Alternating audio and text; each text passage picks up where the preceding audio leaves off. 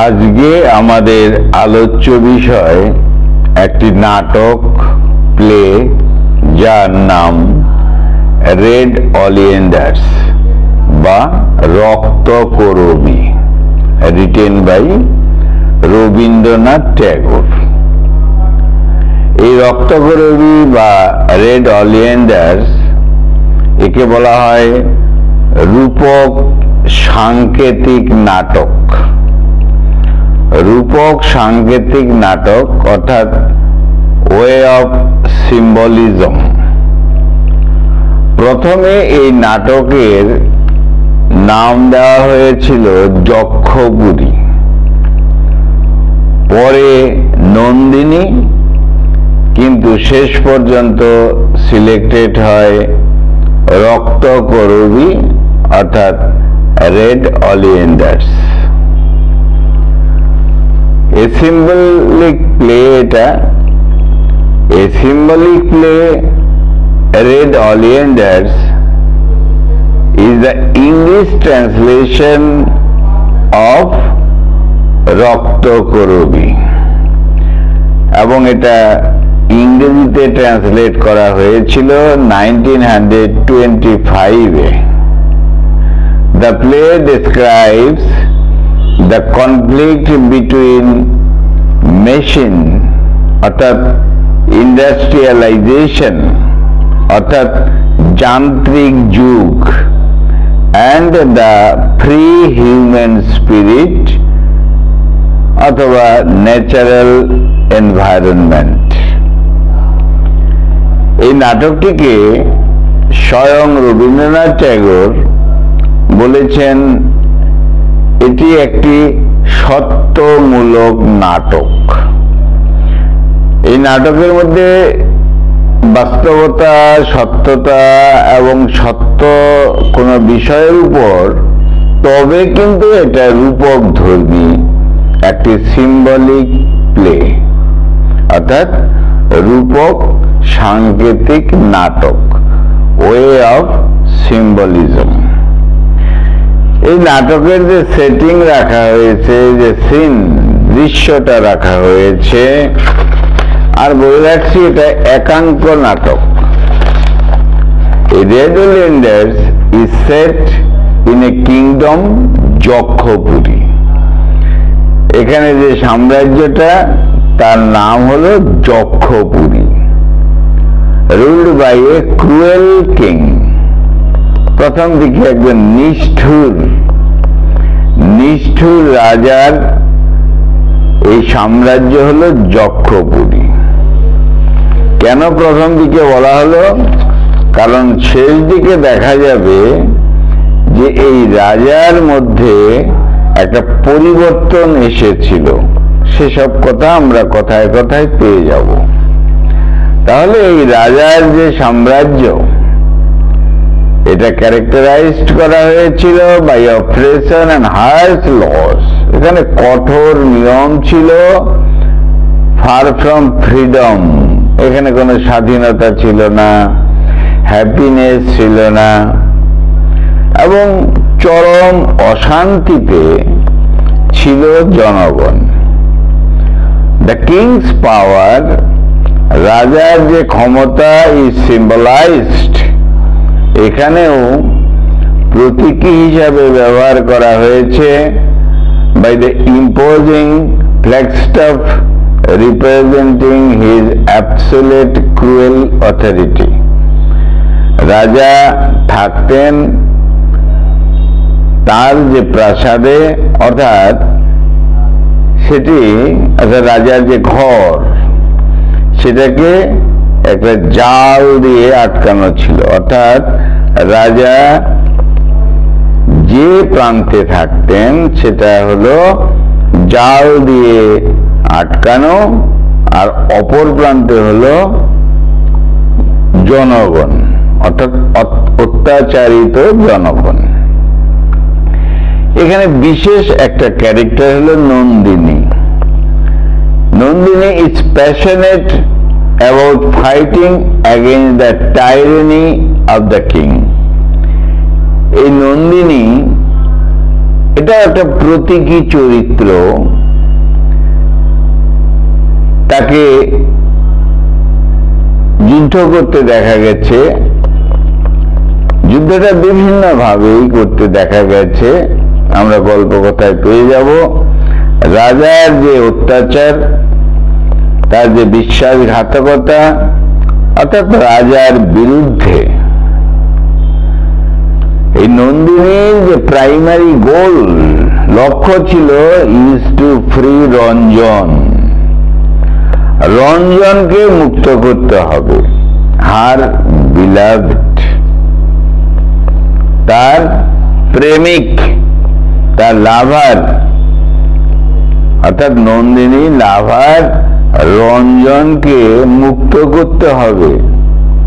Who has been imprisoned by the king, রাজা তাকে বন্দি করে রেখেছিল। কেন? ফর হিজ রিভলিউশনারি অ্যাক্টিভিটিস, রাজার বিরুদ্ধে রঞ্জন বিভিন্ন অ্যাক্টিভিটিস করে তার জন্য। রঞ্জন ইজ এ কি ফিগার, একটা বিশেষ চরিত্র in the struggle against the oppressive regime. এই সাম্রাজ্যে যে অন্যায় অবিচারের নিয়ম কানুন ছিল তার বিরুদ্ধে দাঁড়িয়েছিল এই রঞ্জন। তবে বলে রাখা ভালো, এই রঞ্জন কিন্তু রক্ত মাংসের মানুষ নয়, এমন একটা কাল্পনিক বিষয় রয়েছে, কল্পনা রয়েছে, সে কথাও আমরা গল্প কথায় এসে যাব। নন্দিনীর যে মিশন, যে লক্ষ্য ছিল ইজ টু রেস্কিউ হিম, রঞ্জনকে বাঁচাবে, সাথে সাথে কি করবে? Inspire uprising against the king's rule, রাজার বিরুদ্ধে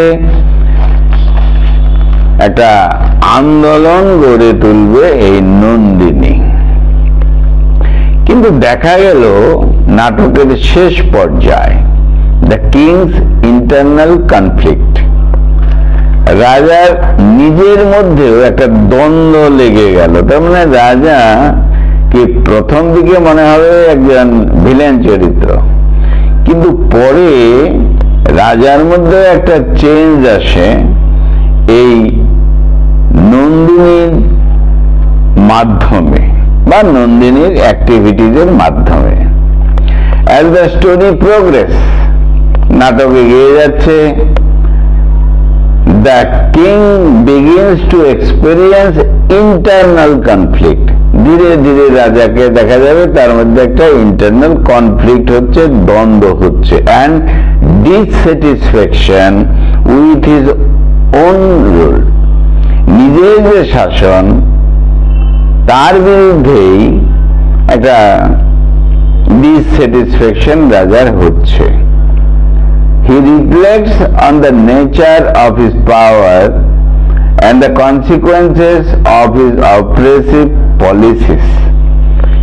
রাজা যে অন্যায় অবিচারের নিয়ম নীতি নিয়েছিল, সেখানে লক্ষ্য করা যাবে যে রাজার মধ্যে একটা পরিবর্তন চলে আসে, অর্থাৎ নন্দিনীর যে চিন্তা ভাবনা, মুক্তির যে চিন্তা ভাবনা, সেখানে যথেষ্ট রাজার মন চেঞ্জ হয়ে যায়।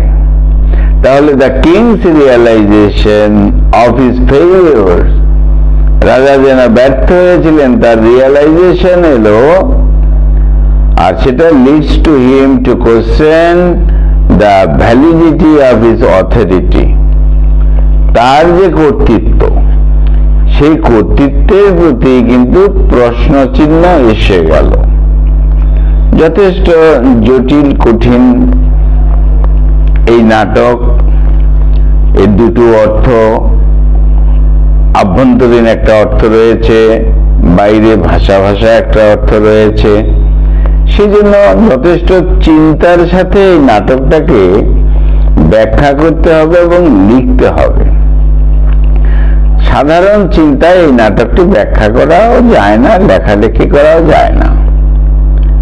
পরবর্তীতে দেখা যাবে যে ব্রেকিং দ্য ফ্ল্যাগস্টাফ, নাটকের শেষে আমরা দেখব যে রাজা যে জালের ভেতরে থাকতো বা তার যে প্রাসাদ সেটা ভেঙে ফেলা হয়।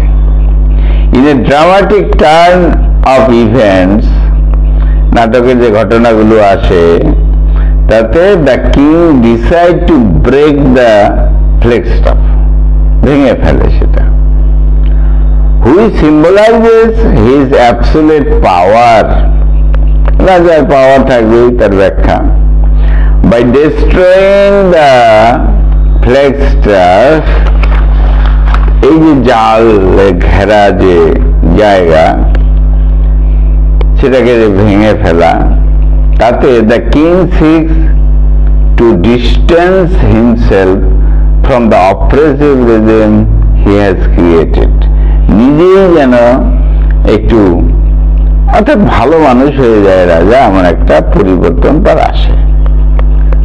This symbolic gesture reflects his desire to break free from the constraints of his own power and to acknowledge the need for change. অর্থাৎ রাজাও একটা পরিবর্তন চায়। তাহলে এখানে যে দ্বন্দ্ব হলো নন্দিনীর সাথে রাজার সাথে, সেটা একটা ক্লাইম্যাক্স পর্যন্ত পৌঁছে যায়। আর এই দুটো ক্যারেক্টার নন্দিনী এবং রাজা, তারা কি করে, faces the consequences of their actions, তাদের কাজকর্ম অ্যাক্টিভিটিজের মধ্য দিয়ে তা বোঝা যায়। নন্দিনীস কমিটমেন্ট টু ফ্রিং রঞ্জন, রঞ্জনকে মুক্ত করবে, and challenging the king's rule, এই যে রাজার যে অন্যায় অবিচার তার বিরুদ্ধে যে চ্যালেঞ্জ নন্দিনীর, stands in contrast to the king's struggle with his own failures, এই পরিস্থিতি রাজার যে ফেইলিওর, যে ব্যর্থতা, সেটা সে বুঝতে পারে। তাহলে এখানে যে conflict between Nandini and the king represents a struggle for freedom and justice, মূলত নন্দিনী রঞ্জনের এবং জনগণের চাই ফ্রিডম, মুক্তি এবং জাস্টিস চাই, সেই বিষয় নিয়েই।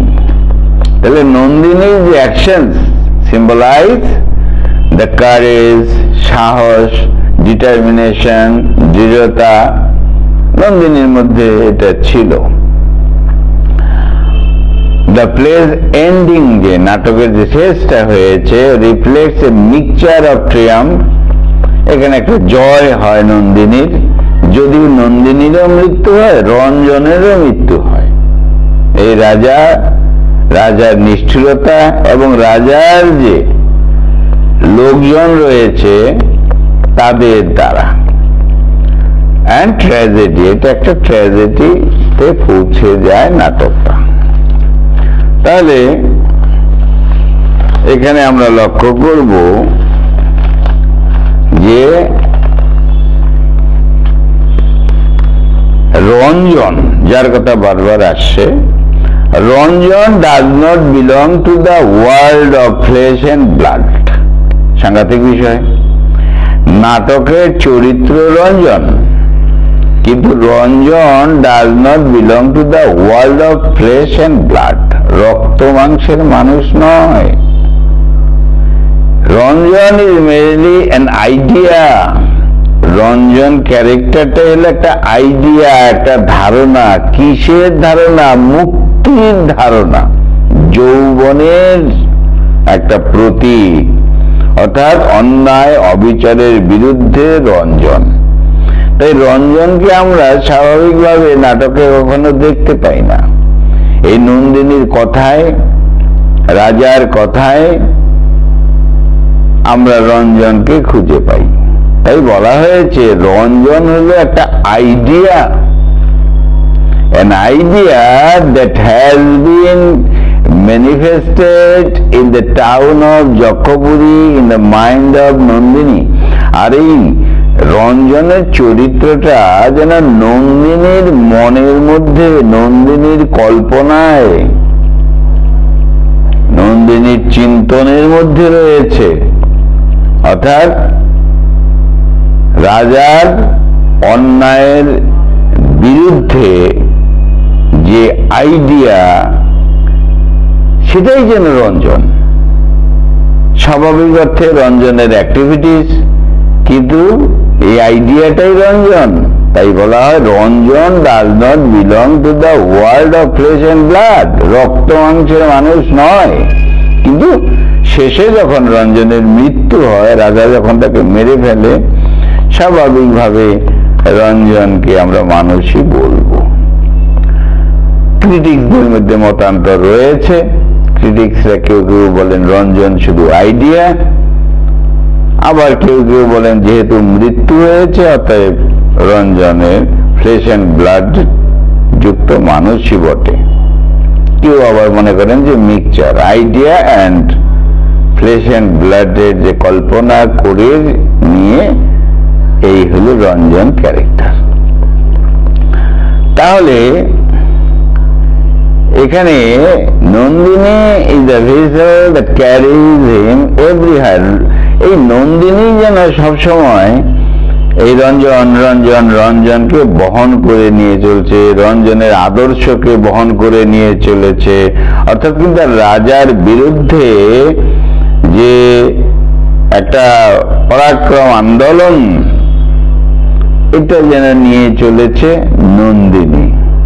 যাই হোক, এই রঞ্জনের যে presence is field everywhere she is, অর্থাৎ নন্দিনী যেখানেই রয়েছে সেখানেই রঞ্জনের উপস্থিতি কল্পনা করা যায়, কিন্তু শারীরিকভাবে রঞ্জন কিন্তু সেখানে দাঁড়িয়ে নেই। নন্দিনীর কথায়, চিন্তায়, আদর্শে, ভাবনায় রঞ্জন আর রঞ্জন। যাই হোক, এই রঞ্জন এন্ড নন্দিনী তারা দুজনে complete in each other's absence, একে অপরের অনুপস্থিতিতেই যেন তাদের উপস্থিতি। The idea that Ranjan personifies is that of liberty and free will. তাহলে রঞ্জনের ক্যারেক্টারের যে ধারণা, এটা হলো লিবার্টি, চাই মুক্তি, অ্যান্ড ফ্রি উইল, একেবারে মুক্ত স্বাধীন মনের মানুষ, এমন চিন্তা ভাবনা এই রঞ্জন। তাহলে রঞ্জন অ্যান্ড নন্দিনী এই দুজন belongs not so much to the world of flesh and blood. অনেক ক্রিটিক্সরা বললেন এরা দুজনেই ফ্লেশ অ্যান্ড ব্লাডের নয়। রবীন্দ্রনাথের চিন্তা, এটা সিম্বলিজম, এটা এলিগরিক্যাল, আর এটা হলো রবীন্দ্রনাথ ট্যাগোরস ভিশন। তাহলে নন্দিনী প্রোটাগনিস্ট, স্বাভাবিকভাবেই প্রোটাগনিস্ট অফ দ্য প্লে, বিশেষ প্রধান চরিত্র নন্দিনী। এটা হলো রবীন্দ্রনাথের রিমার্কেবল ইনোভেশন, একটা আবিষ্কার। অ্যাজ ফ্রিলি অ্যাজ এয়ার, বাতাস যেমন মুক্ত তেমনটাই যেন Nandini. Nandini is the symbol of love, ভালোবাসার প্রতীক, virtue, youth, spring, inspiration, revolution, বিপ্লব আন্দোলন, এইসবের প্রতীক। তাহলে রঞ্জন আর Nandini do not have separate identities, আলাদা যেন নয়। রঞ্জনের যা চিন্তা ভাবনা, যে আদর্শ এই সন্ত্রাসবাদী রাজার বিরুদ্ধে, সেখানেই কাজ করে, সেইভাবেই কাজ করে নন্দিনী। তাই বলা হয় রঞ্জনের নন্দিনী এই দুজনের মধ্যে সেপারেট আইডেন্টিটি নেই, দুজনেই এক, এবং তাদের ভালোবাসার জন্য। রঞ্জন থিমেটিক ভাবে অ্যাবস্ট্রাক্ট, বিমূর্ত, অ্যাবস্ট্রাক্ট আইডিয়াল অফ ফ্রিডম, এই স্বাধীনতার একটা বিমূর্ত চেহারা হলো রঞ্জন, আর Nandini is the grand power who helps us achieve the goal. আর নন্দিনীর অ্যাক্টিভিটিস, তার চিন্তা, তার কল্পনাই বুঝিয়ে দেয় আমাদের যে এই লক্ষ্যটা কি, অন্যায় অবিচারকে দূর করতে হবে। খুব সাংঘাতিক বিষয়। রঞ্জন আর নন্দিনীর আইডেন্টিটি যেন সেপারেট নয়। Ranjan thematic abstract idea of freedom, বিমূর্ত, আবার নন্দিনী কিন্তু আমাদের রঞ্জনের যে চিন্তা ভাবনা আদর্শ সেই কাজই করে যাচ্ছে। The play is to be a socialist manifesto, সামাজিক একটা বিষয় রয়েছে এখানে, ইন্ডাস্ট্রির কথা রয়েছে, ক্যাপিটালাইজেশনের কথা রয়েছে, এক্সপ্লয়টেশনের কথা রয়েছে, লেবারদের কথা রয়েছে। অর্থাৎ এই নন্দিনী রঞ্জন এরা হলো মুক্ত মনের স্বাধীন চেতা মানুষ। অর্থাৎ কিনা যেন আদি যুগের চিন্তা ভাবনার মানুষ, যখন সাধারণ মানুষ কৃষক হিসাবে কাজ করত স্বাধীনভাবে প্রকৃতির কোলে থেকে থেকে এরকম, কিন্তু তারপরে যখন মডার্নিটি এসে গেল তখন দেখা গেল যে ইন্ডাস্ট্রিয়ালাইজেশন, যন্ত্র যুগ, মেশিন এসে গেল, তখন মানুষের মধ্যে একটা পরিবর্তন এসে গেল। অর্থাৎ মানুষ এই ইন্ডাস্ট্রির দিকে ঝুঁকে গেল। তাহলে এভাবেও ভাগ করা যায় যে রাজা হলো ওই ইন্ডাস্ট্রিয়ালাইজেশন, নিষ্ঠুরতা ইত্যাদির যে বিষয়টা সেই দিকটা, আর একদম শান্ত প্রকৃতির দুটো প্রাণ সেটা হলো রঞ্জন অ্যান্ড নন্দিনী। সেই জন্য সাধারণ সহজ সরল জীবন, ভালোবাসার জীবন, তার সঙ্গে কনফ্লিক্ট রয়েছে এই ইন্ডাস্ট্রিয়ালাইজেশন, এই মেশিনারি লাইফ, এই যান্ত্রিক জীবন, এখানে সেই বিষয়েও নির্দেশ করা রয়েছে। তাহলে at the heart of the play আমরা লক্ষ্য করতে পারবো এখানে ক্লাস স্ট্রাগল রয়েছে। এখানে এই যক্ষা টাউনে, যক্ষপুরীতে যে নিষ্ঠুরভাবে কাজ হতো, তাতে নেচারকেও ধ্বংস করা হতো, সাধারণ জীবনযাপনকে ধ্বংস করা হতো, কমন পিপল যারা সাধারণ মানুষ তাদের অত্যাচার করা হতো, আর তাদের জীবন, তাদের আত্মা সবকিছু একটা যন্ত্রণার মধ্যে চলছিল সাধারণ মানুষের কোন পথ ধরে, এবং সেই সব মানুষদের মেকানাইজড